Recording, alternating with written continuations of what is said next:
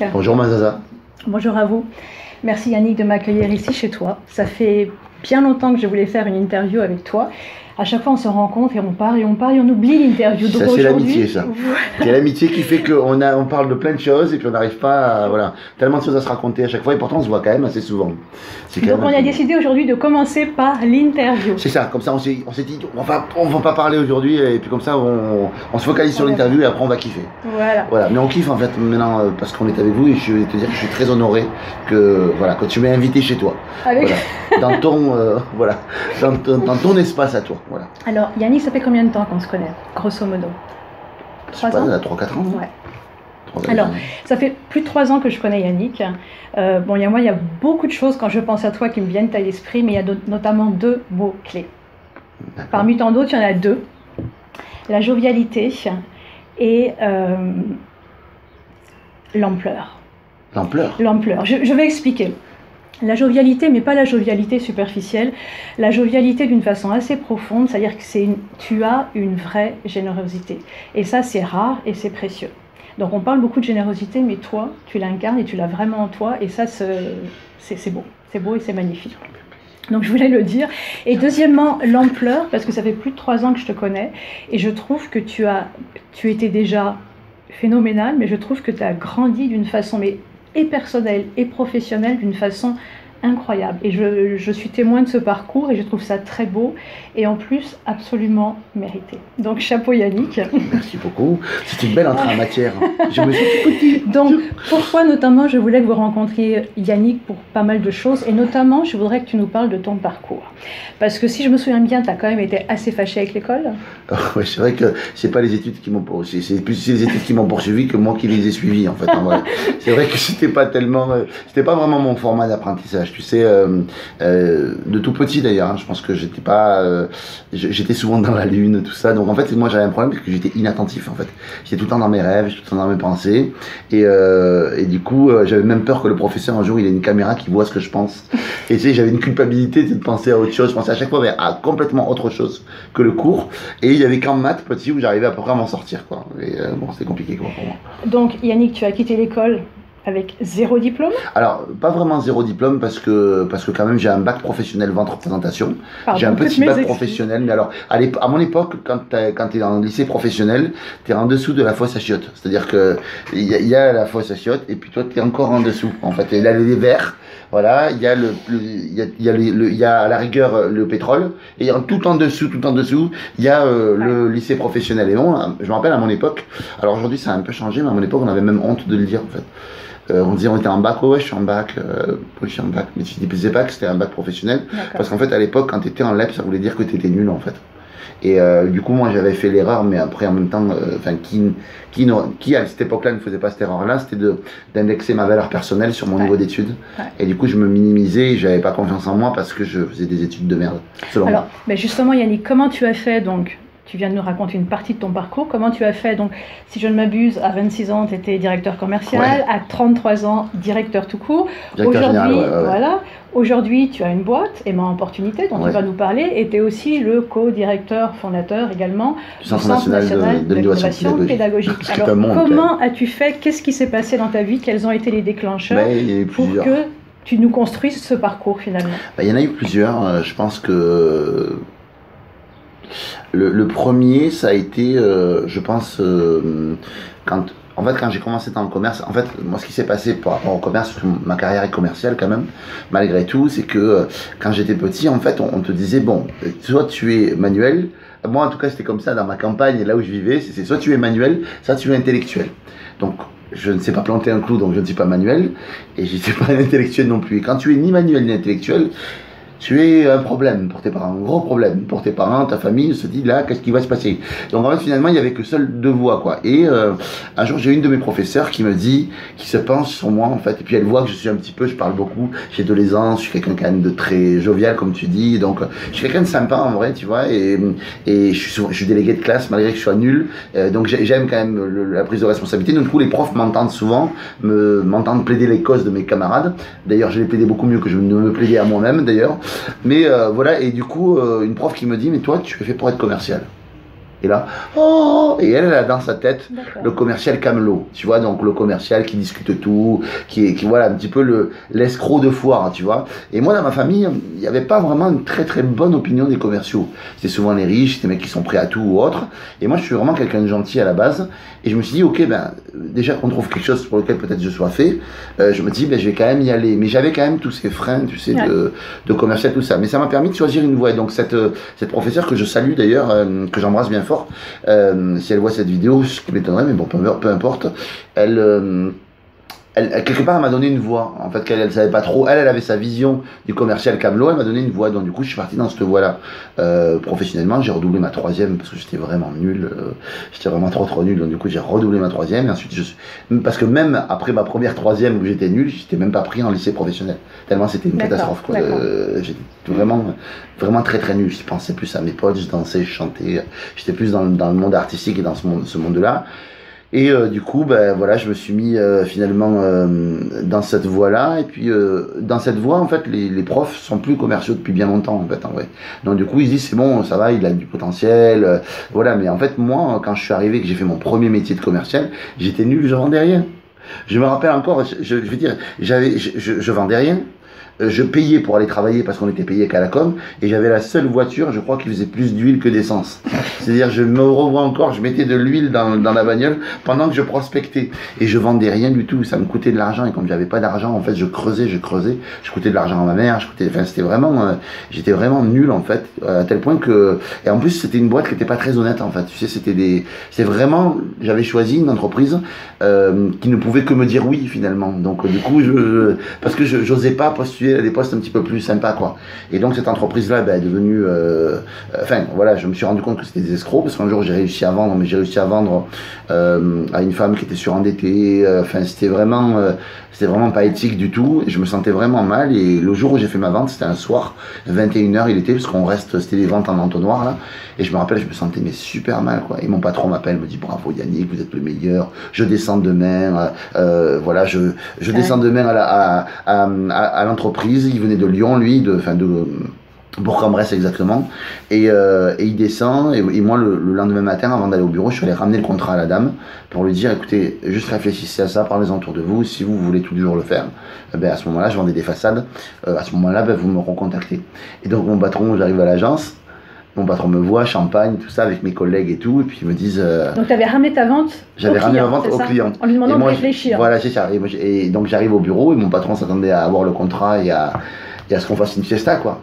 Et il me dit, bon, alors, le contrat, ça, bravo Yannick, le contrat.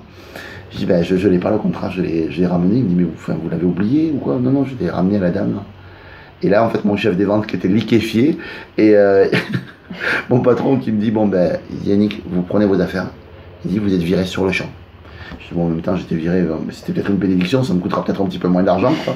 J'ai fait la meilleure chose qu'on puisse faire, je suis parti de cette entreprise, j'ai plus jamais entendu parler d'eux, mais par contre, ça m'a blessé beaucoup parce que je me suis dit, tiens, peut-être que t'es pas fait pour le commerce en vrai, que c'est pas quelque chose pour toi, parce que t'es pas impitoyable et que je n'avais connu que ce type-là de commerce. Ouais. Et un jour, je décide, j'en avais marre, et j'étais avec Isa, que tu connais, que tu as aussi interviewé, et elle me dit, Isa, postule peut-être à des postes où peut-être au-dessus que tu penses pas pouvoir avoir, quoi. Et puis on verra. Des postes que tu penses pas mériter, finalement. Ouais. Et là, je postule à un poste, j'envoie plein de CV dans des postes qui demandent des bacs plus 2, des bacs plus 3, des bacs plus 4 ou autre. Et un jour, j'ai une femme qui me rappelle, tu vois, d'une agence d'intérim, puis nana de l'intérim me dit, voilà, vous pouvez venir. Bon, bref, il y a une bataille qui se fait avec elle, un petit peu parce que j'ai pas les études qui vaut tout ça, mais finalement, je me retrouve, vous pouvez regarder, j'ai fait une vidéo là-dessus où j'explique bien cette expérience-là. Et donc je me retrouve finalement embauché dans cette entreprise, et là, lui, il me déformate. C'est-à-dire qu'il déformate le côté, arrête de penser qu'un commercial c'est un voleur de poules, ou c'est un mec qui vendrait son père et sa mère. Pense qu'un commercial, il aide quelqu'un à prendre une décision intelligente.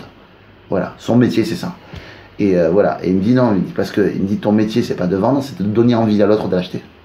Bon, on va dire c'était le concept qui était hyper flou, qui était très dev perso en fait. Et du coup c'est là que je commence à m'intéresser au développement personnel, à tout ça.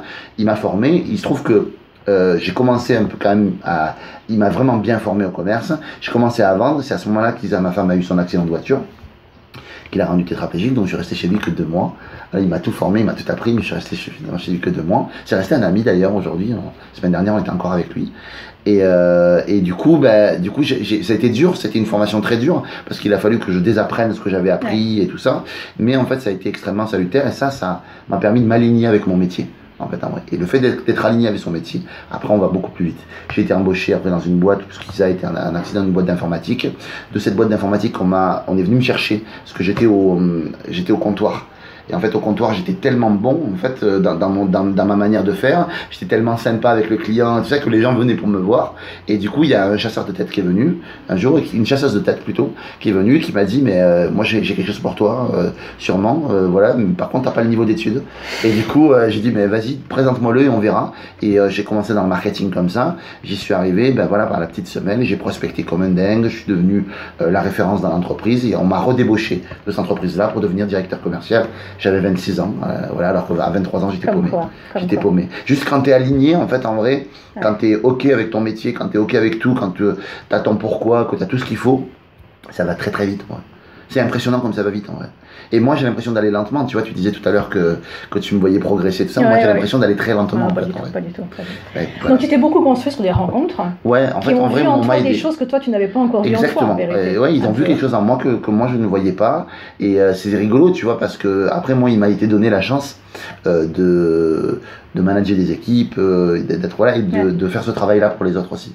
Et ce qui fait qu'aujourd'hui je suis sur internet ou autre, c'est que je pense que quand on développe un métier, qu'on développe une expertise, qu'on développe une certaine expertise, en fait on arrive à voir le talent chez l'autre très rapidement et avant que même lui le voie, parce que du coup moi j'étais à cette place là et du coup j'arrive facilement à voir le talent qu'il y a chez les gens, mais en vrai il y a du talent et de la valeur chez tout le monde. Donc en fait c'est pas un vrai secret que je vous donne en fait. C'est qu'il y a à chaque fois, en fait, je pense qu'il n'y a pas de personne à la mauvaise place, il y a pas de mauvaise personne avec des gens à la mauvaise place. Et en fait, en vrai, quand il y a une personne qui a l'impression qu'elle n'est pas douée pour un truc ou autre, c'est juste qu'elle n'est pas à la bonne place, en fait. Et que du coup, il faut trouver sa place et trouver quel est le talent, quel est l'or chez elle. Qu'est-ce qui est précieux chez elle, elle le sait même pas, elle. Souvent, c'est dingue. Je discutais la semaine dernière avec un laveur de vitres qui est venu chez moi pour laver toutes les tuiles, on a beaucoup d'espace. Donc on fait venir quelqu'un pour laver les vitres. Et le gars, je discute 2 minutes avec plusieurs fois qu'il vient à la maison. Moi, je travaille, donc du coup, je suis pas dispo. Je discute avec lui et il me dit, ouais, j'étais dans le nettoyage industriel avant, j'étais malheureux comme tout. Et il me dit, depuis que je me suis mis à mon compte que je suis laveur de vitres, il me dit, je suis super heureux. Il me dit, et il est dégoûté finalement de s'en être rendu compte aussi tard. Il me dit, je l'avais devant moi. Il me dit, j'avais un seau, j'avais mon truc, j'adore faire ça, j'adore être méticuleux, j'adore prendre soin, voir le travail fini. Il aime ça, tu vois, et la netteté, la perfection, l'excellence, tout ça. Lui, il me met au service de son métier et il est très bon. Et c'est un gars que je n'échangerai pour rien au monde. Ça, c'est pas le moins cher, mais parce que il fait du boulot en plus. Le jour il m'a dit il me dit ça, je vais te passer un coup dessus parce que il fait plus que ce qu'on lui demande, il surdélivre. Et le mec est brillantissime et je me dis mais ouais, lui il est à sa place quoi. Mais pourtant c'est un laveur de vitres, on pourrait dire que c'est péjoratif ou autre, mais non, il est très bon, il a sa boîte et il gagne très bien sa vie en étant un laveur de vitres. Alors une chose qui est fabuleuse chez toi, Yannick, c'est que tu es complètement incarné. C'est-à-dire que tu fédères complètement, tu me dis oui, mais tu as raison, tu as raison d'acquiescer, tu fédères complètement les gens autour de toi. Tu as une ouverture d'esprit, tu as cette jovialité et tu as une facilité de contact avec les gens, c'est incroyable.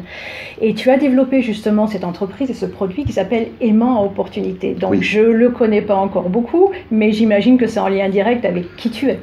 Évidemment, alors, moi je peux apprendre que ce que je suis et ce que j'incarne, sinon je ne me sentirais pas bien avec ça et du coup je n'arriverais pas à vendre parce que je sais que je suis pas trop mauvais en commerce, je suis pas du tout bon, je manage des gens et je sais que je sais créer des réussites commerciales. Oui, parce que donc tu es spécialiste de la vente et du réseautage. Moi, c'est la vente et le réseautage et le networking. Voilà, c'est vraiment la partie et avec un aspect développement personnel fort puisque ça se passe avant tout dans la tête en fait. Il y a un conférencier que j'aime beaucoup qui s'appelle Martin Latulippe que j'ai eu la chance de rencontrer à plusieurs reprises et qui est maintenant un ami et qui m'avait dit, je lui avais dit, je m'intéressais au monde de la conférence, parce que je m'intéresse beaucoup à ça, c'est pour ça que, en grande partie pourquoi on s'était rencontrés au tout début, et même si maintenant on est devenus amis, il y a d'autres choses, mais et du coup, il m'avait dit, tu sais, tu veux être bon conférencier, en fait, tu veux que je te donne des techniques pour des... Moi, je m'attendais à ce qu'il me donne des techniques pour dire l'introduction, tu dis ça, le truc, tu dis ça, tu dis tout, tu vois, tu as une technique, une trame, et il me dit non, on s'en fout. Il me dit, ne prépare pas ta conférence, prépare le conférencier. Et là, je me suis dit, putain, mais t'as raison. En fait, il a raison. Je me suis dit, en fait, c'est pareil pour la vente. Je fais ça depuis toujours. Ouais. Je prépare pas ma vente, je prépare pas la technique de vente, même si j'en donne, parce que ça facilite les choses. En fait, je prépare le vendeur avant. Ouais. Et le vendeur, c'est peut-être qu'il a des blocages sur la vente, le métier. Peut-être que comme moi, j'ai pu en avoir. Il a peut-être des blocages sur l'argent, parce qu'il y a une notion avec l'argent. Il a peut-être des blocages sur la persuasion. Est-ce que lui, c'est éthique pour lui de persuader ou d'influencer ou de manipuler? C'est quoi la limite? Elle est où la limite quand tu vends? Parce que tu peux aller très loin dans la vente. Aujourd'hui, il y a des techniques qui existent qui te permettent d'aller très très loin et entrer justement dans de la manipulation réellement. Et donc du coup, qu'est-ce qui fait que c'est quoi la différence entre persuader et manipuler? C'est tout ce que j'apprends dans mes moments opportunités et c'est l'idée de préparer d'abord la personne à accueillir et à être à l'aise avec son métier. Je pense que quand tu veux vendre, tu dois aimer ton métier, aimer ton produit et aimer ton client. Si tu as ces trois love quelque part, ouais. t'es hyper aligné en fait.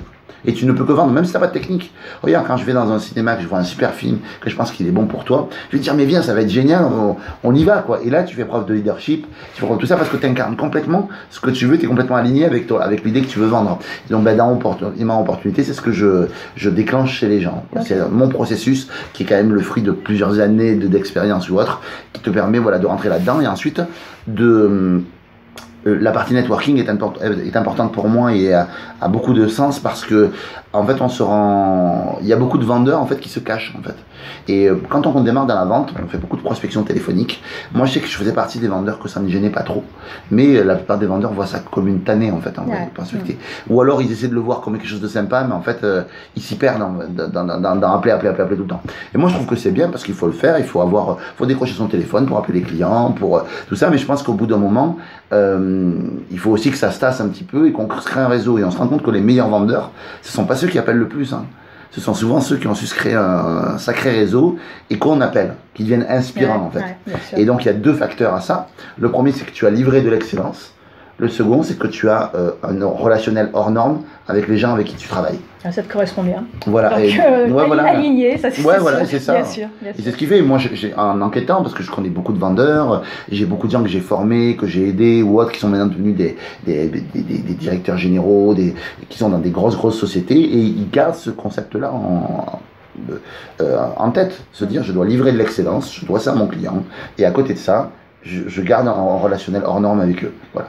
Sans être dans le oui-isme, tu vois, dire oui, non, mais aider son client, être dans une logique de don en fait. Dans la relation authentique.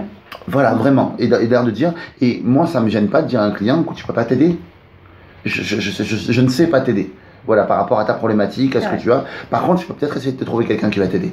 Et ça, c'est ma responsabilité. Tu m'as donné quelque chose, tu t'es livré à moi, tu m'as dit que tu avais besoin de quelque chose, je suis pas capable de te le livrer. Par contre, je peux peut-être trouver des gens qui peuvent le livrer.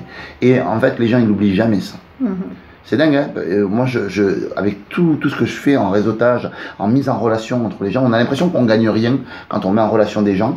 Mais en fait, c'est énorme ce qu'on peut gagner. Moi qui fais ça depuis des années maintenant, et à grande échelle, je trouve ça fabuleux, quoi. Alors, d'abord, dans ce que tu dis, moi je trouve qu'il y a énormément d'honnêteté dans ta démarche, donc je pense que les gens le perçoivent. Oui, je crois. Après, clairement. Deuxièmement, là, dans cette notion que tu viens d'aborder, tu parles aussi, je t'ai entendu parler lors des conférences notamment, et j'aime beaucoup cette notion-là de créer son propre monde. Oui. Tu parles de ça. Est-ce que tu pourrais nous développer un petit peu? Ça c'est quoi pour toi et comment est-ce qu'on fait ça? Ça rejoint en fait la notion de networking. En fait, souvent, on va essayer de se coller au meilleur. Ça va être la seule stratégie de dire voilà, lui il est en haut de l'affiche, moi je suis ici, je vais me coller à lui pour essayer de voir comment est-ce qu'il peut m'expliquer comment il a gravi les échelons. Et cette personne-là, étant donné qu'elle est là, que toi tu es à ce niveau-là, c'est pas une échelle de valeur, c'est juste que toi tu vois quelqu'un qui peut être un mentor pour toi et te dire waouh, je veux devenir comme lui, mais lui il continue à monter, toi tu montes, c'est très difficile d'arriver à son niveau en vrai.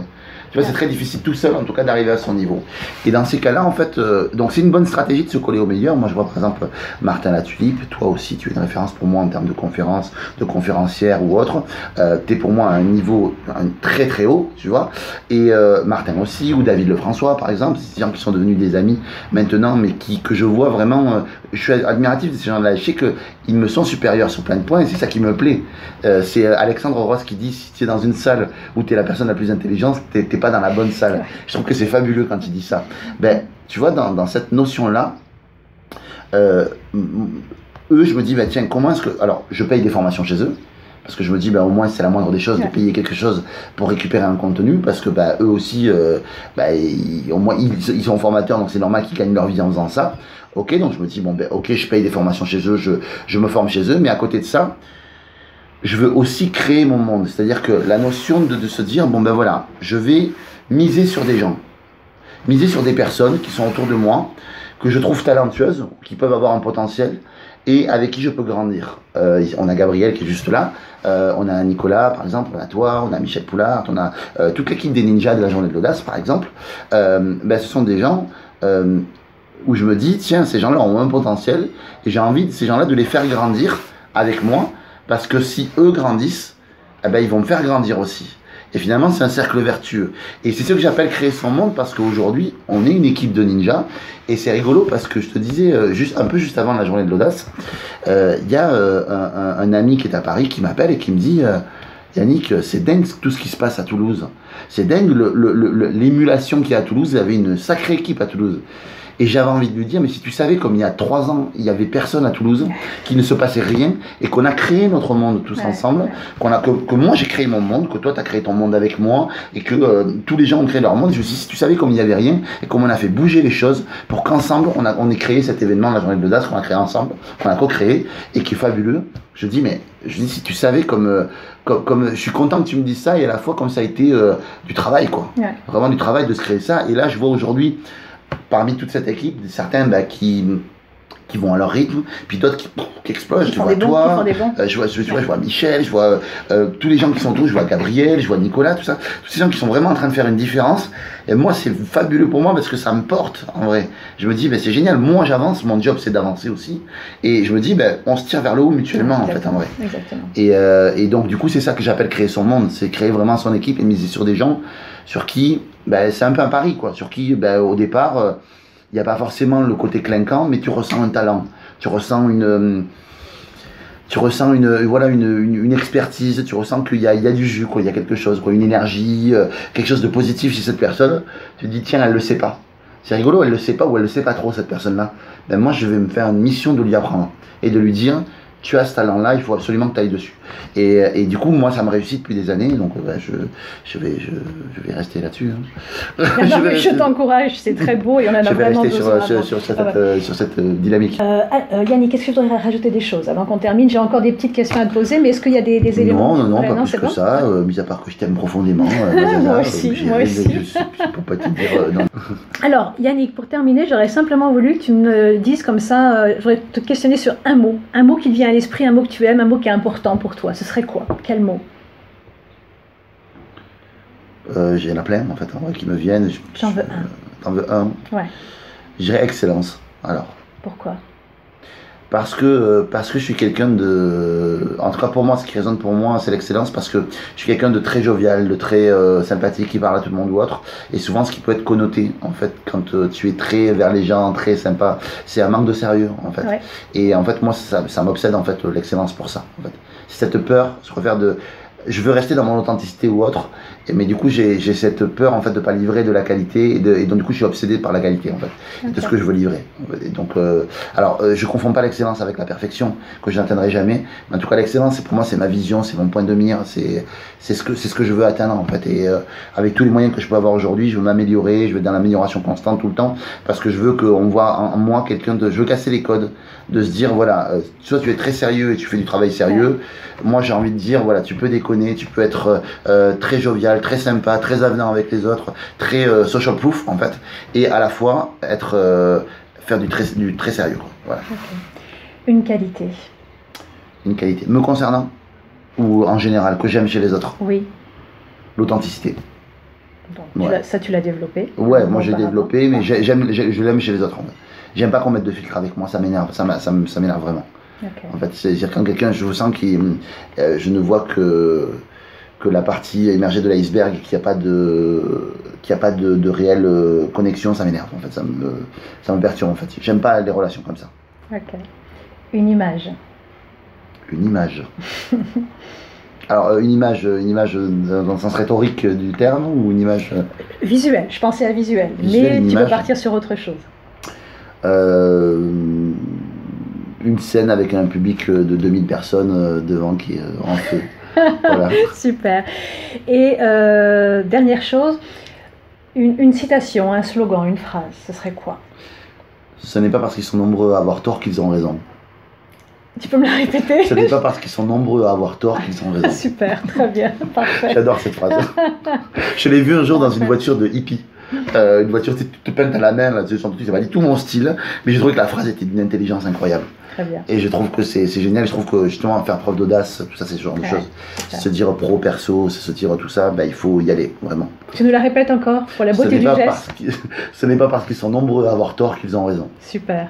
Merci infiniment Yannick, merci. Merci à toi. Merci à vous. Merci à vous. Toi qui regardes cette caméra, je t'aime. Cette vidéo, pardon. Voilà, je t'aime. Et puis, puisque tu as regardé jusqu'à la fin, mais tu es béni sur 12 générations. Parce que je suis comme ça. Voilà, c'est cadeau, c'est pour moi. Merci Yannick.